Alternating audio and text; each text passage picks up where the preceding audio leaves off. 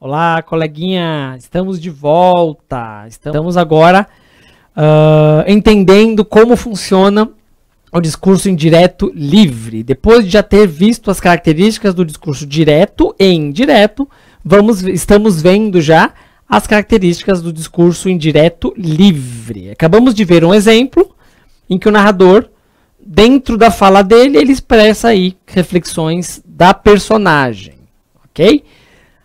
Para ficar mais fácil entender a diferença entre os três, eu coloquei aqui exemplos dos três tipos de discurso dentro do mesmo tema. Como se fosse a mesma história sendo contada por um narrador que utilizou o discurso direto, depois por um narrador que usou o discurso indireto e depois por um narrador que usou o discurso indireto livre. Ok? Então vamos lá. O discurso direto seria assim: travessão. Ou seja, estou passando a palavra para o personagem. Estou dizendo para você, leitor, o que vier depois desse narrador, travessão é a fala exata da personagem. É a transcrição literal do que a personagem disse. Então tem lá, travessão. Tenho dinheiro guardado aqui na estante, disse Maria. Então, olha, até fechou o travessão de novo. Então, nós observamos aqui, a fala da Maria está nítida, literal, entre parênteses, e ainda tem o verbo dissende, ó, disse Maria. Ele usou o verbo para te informar, olha, isso foi o que a Maria disse. Então, esse é discurso direto. Travessão. Não, o travessão é por minha conta. Tenho dinheiro guardado aqui na estante, disse Maria. Então, eu sei que tenho dinheiro guardado aqui na estante foi exatamente o que Maria disse. No discurso indireto, o mesmo exemplo, a mesma história, a mesma passagem seria: Maria disse que tinha dinheiro guardado lá na estante. Perceba, aqui já não tem mais travessão. O narrador não passa a palavra para o personagem, é ele que te diz o que é que Maria disse. Então ele usa obrigatoriamente o verbo dizer, disse no passado. Ele usa a conjunção integrante para introduzir uma oração subordinada, substantiva, objetiva, direta. Tudo isso aqui tem valor de objeto direto. Maria disse isso. Maria disse que tinha dinheiro guardado lá na estante. Perceba que tanto no discurso direto quanto no indireto, em ambos exemplos, a Maria disse a mesma coisa. O que Maria disse? Tenho dinheiro guardado aqui na estante.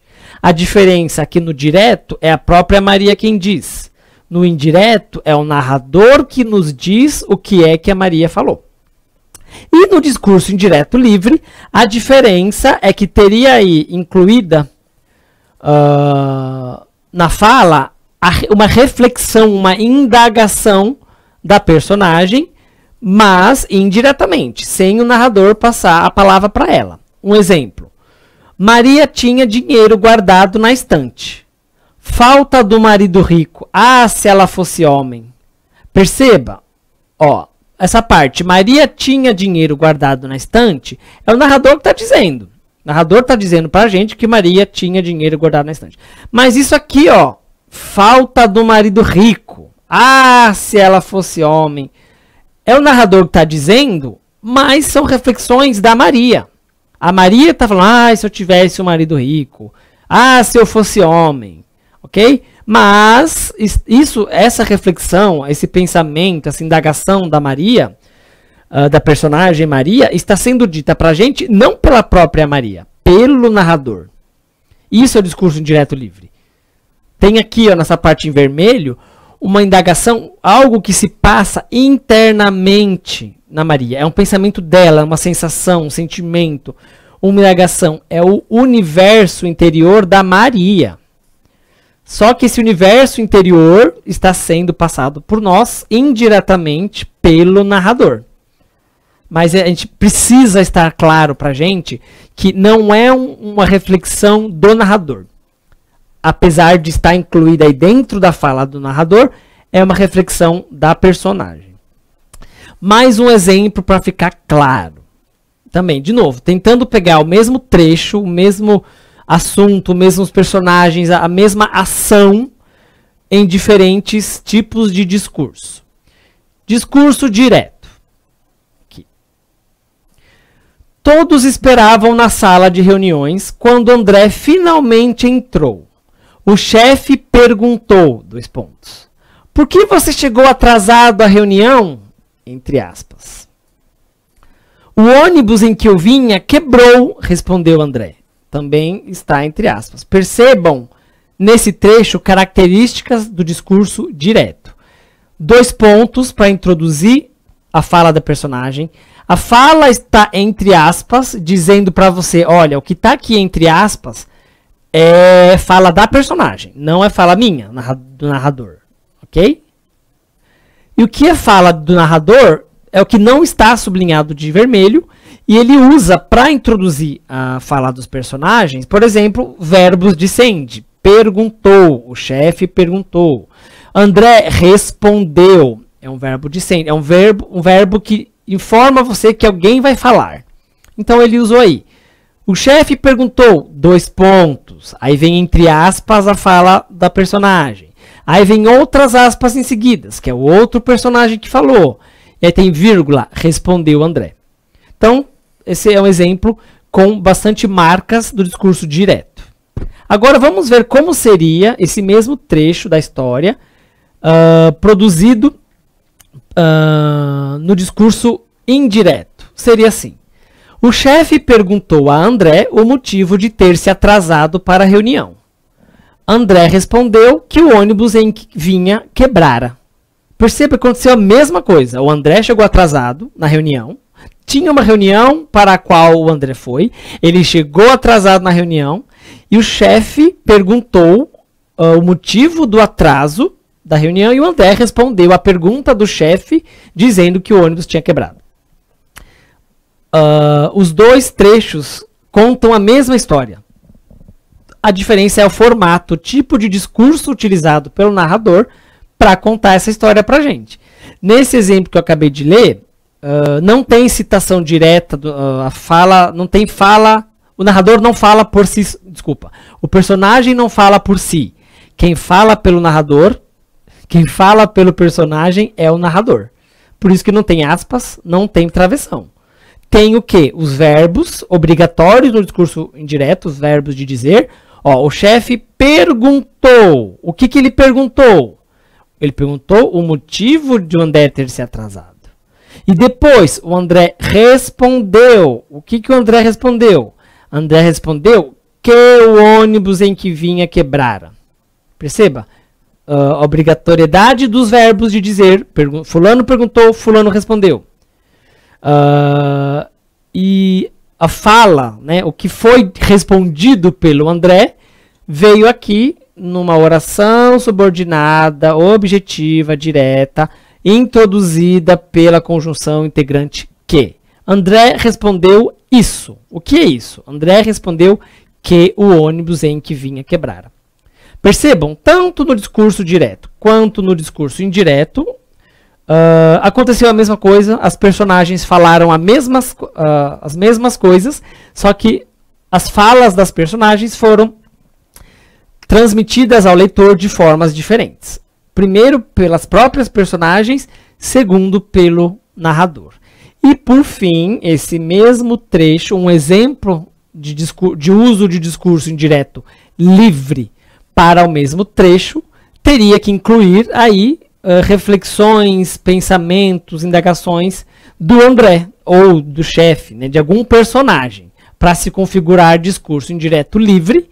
E essa indagação, né, essa reflexão da personagem tem que estar na fala do narrador, mesmo tratando-se de uma reflexão da personagem. Vamos ver o exemplo. André estava receoso com os olhares de todos na reunião e com a pergunta do chefe sobre o motivo do atraso. Mas não tinha o que fazer. O chefe teria que acreditar. Era verdade, caramba. O ônibus tinha quebrado mesmo, não estava inventando. Percebam que aqui também, né, a mesma cena. André chegando atrasado numa reunião, o chefe perguntando, né, todas as pessoas olhando, percebendo o atraso do André, o chefe questionando o André sobre o motivo do atraso, e o André respondendo a pergunta do chefe, explicando que o motivo do atraso foi o fato de o ônibus ter quebrado.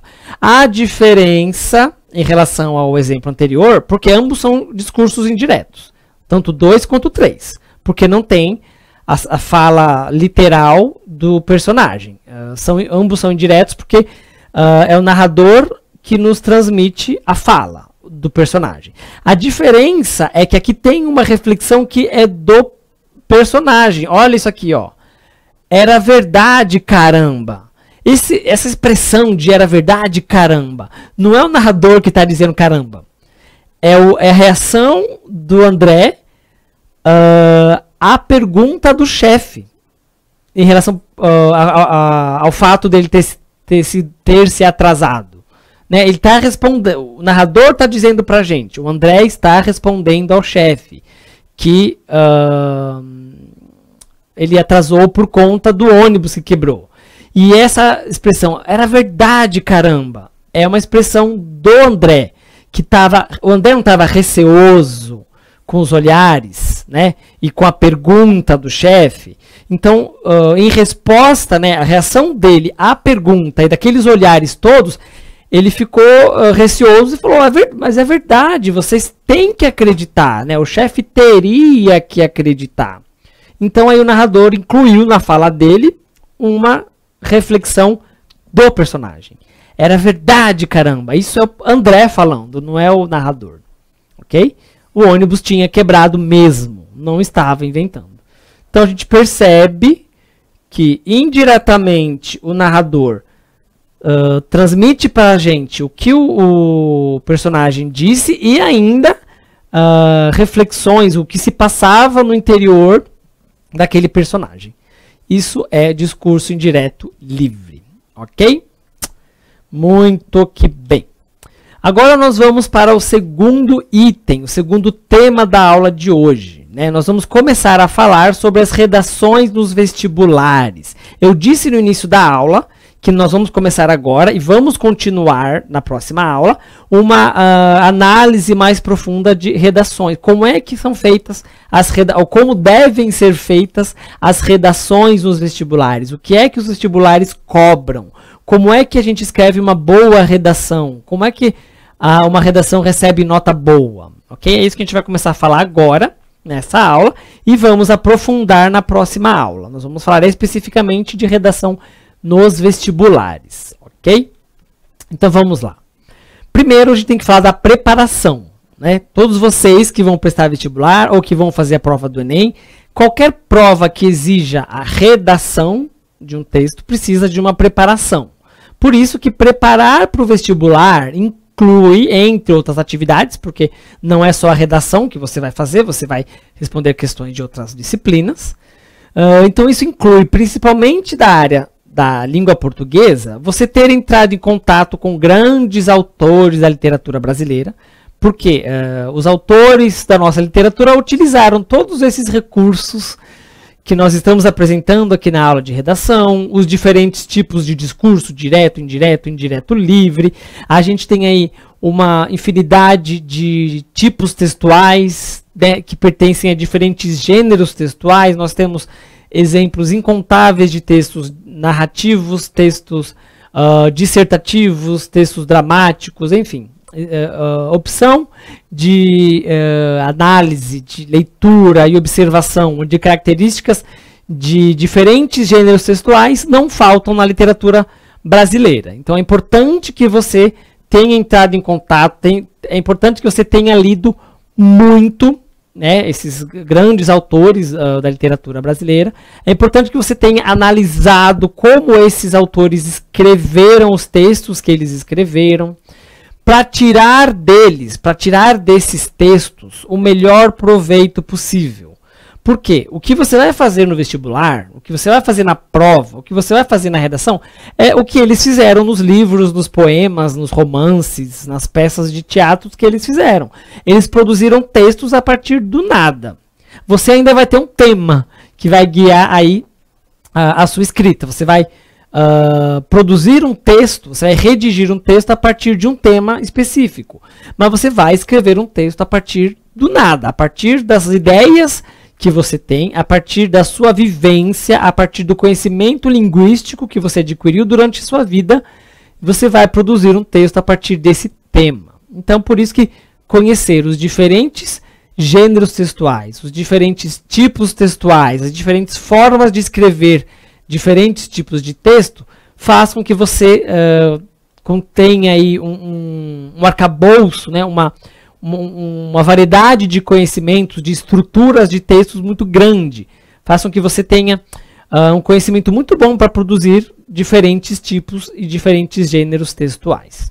Ok? Nós vamos para mais um intervalo. Não sai daí, a gente volta já já.